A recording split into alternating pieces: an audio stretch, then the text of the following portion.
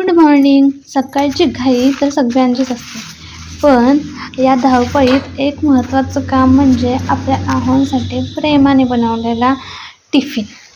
त्यामुळे सगळ्यात आधी तर गरमागरम चपात्या करून घेतल्या, त्यासोबत गरमागरम वांग्याची झणझणीत भाजीसुद्धा केली, वांगे आणि बटाटे मिक्स अशी, आणि त्यासोबत मस्त वाफळता पांढरा भात केला होता.